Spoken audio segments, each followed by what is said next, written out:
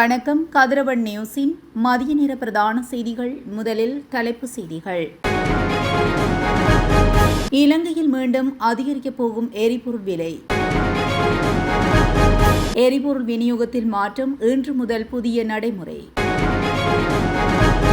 பாடசாலைகளுக்கு புதன்கிழமை விடுமுறை, ஆன்லைன் வகுப்புகள். புதிய கல்வி சீர்திருத்தம் தொடர்பில் மாணவர்களுக்கு வெளியான தகவல். பயணிகளுக்கு அவசர அறிவிப்பு, திடீரென ரத்து செய்யப்பட்ட ஸ்ரீலங்கன் ஏர்லைன்ஸ். கடிநாயக்க விமான நிலையத்தில் வெளிநாட்டு பெண்கள் 2 கைது. அத்தியாவசிய உணவுப் பொருட்களின் கையிருப்பு தொடர்பில் வெளியான அறிவிப்பு. நாட்டில் மின்சாரம் வழங்குவதில் பாரிய சிக்கல். கிளிநொச்சியில் கோர விபத்து, இளங்குடும்பஸ்தர் உயிரிழப்பு. தொடர்பான விரிவான செய்திகள். இலங்கையில் எரிபொருள் விலைகள் மீண்டும் அதிகரிக்கும் சாத்தியம் உள்ளதாக தகவல் வெளியாகியுள்ளது. அதன்படி இந்த மாத இறுதிக்குள் அல்லது அடுத்த மாத தொடக்கத்தில் மீண்டும் உயரக்கூடும் என இலங்கை பெட்ரோலிய கூட்டுத்தாபனத்தின் தகவல் அறிந்த வட்டாரங்களை மேற்கோள் காட்டி செய்தி வெளியாகியுள்ளது. மத்திய கிழக்கு நிலவிவரும் நெருக்கடியின் விளைவாக விதிக்கப்பட்ட அதிக இறக்குமதி வரிகளால் வரவிருக்கும் இந்த விலை உயர்வு சமீபத்திய உயர்வை விட அதிகமாக இருக்கலாம் என்றும் அதிகாரிகள் சுட்டிக்காட்டியுள்ளனர். உலகளாவிய எண்ணெய் சந்தையில் ஏற்படும் ஏற்ற இறக்கங்கள், அதிகரித்து வரும் கப்பல் போக்குவரத்து செலவுகள் மற்றும் காப்பீட்டு பிரிமியங்கள் ஆகியவை இந்த விலை மாற்றத்துக்கு கணிசமாக பங்களிக்கும் என எதிர்பார்க்கப்படுகிறது. இந்த விலை உயர்வு 5 முதல் 10% வரை இருக்கலாம் என அதிகாரப்பூர்வ வட்டாரங்கள் மதிப்பிடுவதாக குறித்த செய்தியில் தெரிவிக்கப்பட்டுள்ளது. QR முறையின் கீழ் எரிபொருள் ஒதுக்கீட்டை வழங்கும் போது வாகன இலக்க தகடின் இறுதி இலக்கத்துக்கு அமைவாக இன்று முதல் எரிபொருள் விநியோகிக்கப்படும் என இலங்கை பெட்ரோலிய கூட்டுத்தாபனம் தெரிவித்துள்ளது. அதன்படி இலக்கத்தகட்டின் இறுதி இலக்கம் இரட்டை எண் அல்லது 0 ஆக இருந்தால் இரட்டை எண்களை கொண்ட திகதிகளிலும், ஏனைய இலக்கங்களுக்கு ஒற்றை எண்களை கொண்ட திகதிகளிலும் எரிபொருள் விநியோகிக்கப்படும் என கூட்டுத்தாபனம் தெரிவித்துள்ளது. இதற்கு அமைய வாகன இலக்கத்தகட்டின் இறுதி இலக்கம் 0, 2, 4, 6 மற்றும் 8 இருந்தால் இரட்டை எண்கள் கொண்ட திகதிகளிலும் மற்றும் வாகன இலக்கத்தகட்டின் இறுதி இலக்கம் 1, 3, 5, 7 மற்றும் 9 இருந்தால் ஒற்றை எண்கள் கொண்ட திகதிகளிலும் எரிபொருள் விநியோகிக்கப்படும். மத்திய கிழக்கு நிலவும் போர்ச்சூழல் காரணமாக நாளாந்தம் எரிபொருள் விநியோக பாதைகள் பாதிக்கப்பட்டு வருவதனால் உள்நாட்டில் எரிபொருளுக்கான கேள்வி அசாதாரணமான முறையில் அதிகரித்து வருவதாலும் நாட்டில் உள்ள எரிபொருள் இருப்புகளை பாதுகாத்துக் கொள்ள வேண்டிய அவசியம் ஏற்பட்டுள்ளது. இதனை கருத்தில் கொண்டு எரிபொருளை பெற்றுக்கொள்வதற்கு மீண்டும் QR குறியீடு முறைமையை செயல்படுத்த அரசாங்கம் கடந்த 16ஆம் தேதி முதல் நடவடிக்கை எடுத்துள்ளமை குறிப்பிடத்தக்கது. எரிபொருள் நெருக்கடி காரணமாக பாடசாலைகளுக்கு புதன்கிழமை விடுமுறை வழங்கப்பட்டுள்ள நிலையில் அன்றைய தினம் ஆன்லைன் மூலம் கற்பித்தல் நடவடிக்கைகளை முன்னெடுக்கும் திட்டம் எதுவும் தற்போது இல்லை என கல்வி அமைச்சின் செயலாளர் நாளுக்கு கலுவேவ தெரிவித்துள்ளார். புதன்கிழமைகளில் மாணவர்கள் வீட்டில் இருந்தபடியே கற்பதற்காக செவ்வாய்க்கிழமைகளில் வீட்டு பாடங்கள் வழங்கப்படும் எனவும் குறிப்பிட்டார்.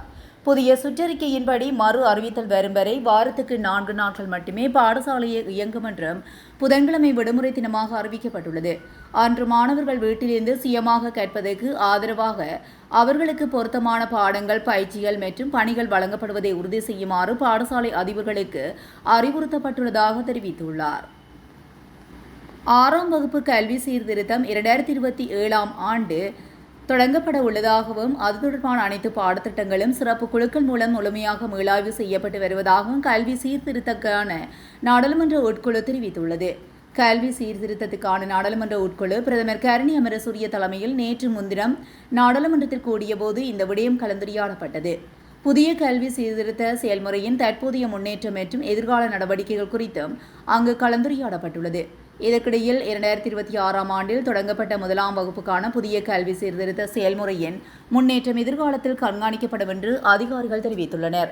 மதிப்பீடுகள் மற்றும் ஆய்வுகள் தொடர்பான பரிந்துரைகளை பெறுவதற்காக வெளிநாட்டு வள நபர்களின் பங்கேற்புடன் ஒரு சிறப்பு குழுவும் நியமிக்கப்பட்டுள்ளதாகவும் மேலும் இது தொடர்பான வள நபர்கள் எதிர்காலத்தில் இலங்கைக்கு வருகை தர உள்ளதாகவும் தெரிவிக்கப்பட்டுள்ளது. கல்விக்கான தேசிய வழிகாட்டுதல் குழுவை நியமிப்பதற்கான அமைச்சரவை அறிக்கை ஜனாதிபதியின் அறிவுறுத்தல்களின்படி அமைச்சரவைக்கு அனுப்பப்பட்டுள்ளது என்றும் எதிர்காலத்தில் மாவட்ட மற்றும் மாகாண அளவிலான வழிகாட்டுதல் குழுக்களை நியமிப்பதற்கான பணிகள் மேற்கொள்ளப்படும் என்றும் தெரிய வந்துள்ளது. மேலும் 1ஆம் வகுப்பில் 2ஆம் மற்றும் 3ஆம் தவணைகளுக்கு செயல்பாடு சார்ந்த புத்தகங்களை அச்சிட திட்டமிட்டுள்ளதாகவும் ஏப்ரல் பாடசாலை விடுமுறைக்கு பிறகு 2ஆம் தவணைக்கான செய்முறை செயல்பாட்டு புத்தகங்களை மாணவர்களுக்கு வழங்க திட்டமிடப்பட்டுள்ளதாகவும் கல்வி அமைச்சு மேலும் அறிவித்துள்ளது.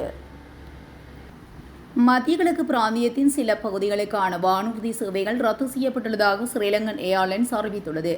அதற்கு அமைய துபாய்க்கான வானூர்தி சேவைகள் இன்றும் நாளையும் ரத்து செய்யப்பட்டுள்ளன.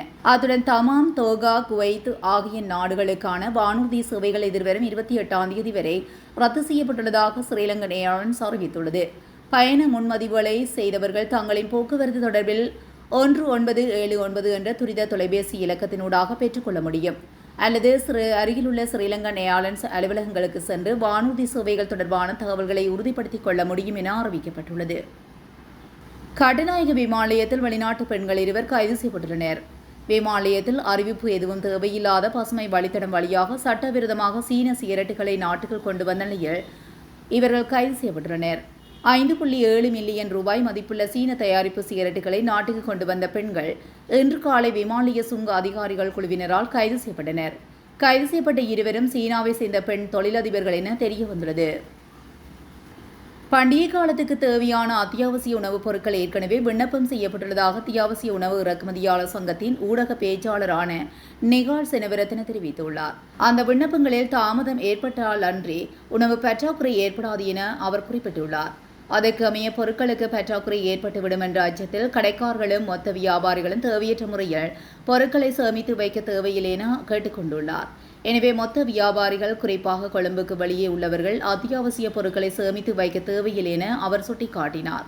மத்திய கிழக்கில் நிலவும் போர்ச்சூழல் காரணமாக கப்பல் போக்குவரத்து மற்றும் காப்பீட்டு செலவுகள் அதிகரித்துள்ளதால் அத்தியாவசிய உணவுப் பொருட்களின் விலைகள் உயர்வு இருக்கும் என்றும் அவர் மேலும் தெரிவித்துள்ளார்.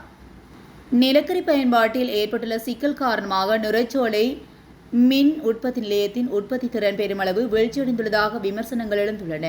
தரம் குறைந்த நிலக்கரி பயன்பாடு காரணமாக இந்த நிலை ஏற்பட்டுள்ளதாக கூறப்படுகிறது. இந்நிலையில் நிலக்கரி மூலமான மின் உற்பத்தி திறன் குறைந்துள்ளதை உறுதிப்படுத்தும் விதமாக இலங்கை மத்திய வங்கி தனது தினசரி பொருளாதார தரவுகள் தொடர்பான அறிக்கையை வெளியிட்டுள்ளது. அந்த தரவுகளுக்கு அமைய கடந்த சில வாரங்களில் நிலக்கரி மின் உற்பத்தியில் பாரிய சரிவு ஏற்பட்டுள்ளதாக குறிப்பிடப்பட்டுள்ளது. கடந்த 3ஆம் தேதி நிலக்கரி மூலம் 34.2 ஜிகாவாட் மின்சாரம் தேசிய மின் கட்டமைப்பில் சேர்க்கப்பட்டிருந்ததாகவும் நேற்று முன்தினம் நிலவரத்துக்கு அமைய அந்த அளவு 26.2 கிகாவாட் வரை கணிசமாக குறைந்துள்ளது. எனவே சிக்கலான எரிபொருள் சூழலில் மின் உற்பத்தியில் டீசல் மின் நிலையங்களில் பங்களிப்பை அதிகரிப்பதும் தடையற்ற மின்சார விநியோகத்தை சீர்குலைக்கும் என்றும் வல்லுநர்கள் கருதுகின்றனர். கிளிநொச்சியில் அறிவியல் நகர் போலீஸ் பிரிவுக்கு உட்பட்ட பகுதியில் இடம்பெற்ற கோர விபத்தில் இளம் குடும்பஸ்தர் ஒருவர் உயிரிழந்துள்ளார். குறித்த சம்பவம் இன்று இடம்பெற்றுள்ளது. மோட்டார் சைக்கிள் கம்பத்துடன் மோதியதில் இந்த விபத்து இடம்பெற்றுள்ளதாக தெரிவிக்கப்பட்டுள்ளது. விபத்து தொடர்பில் போலீசார் விசாரணைகளை முன்னெடுத்து வருகின்றனர்.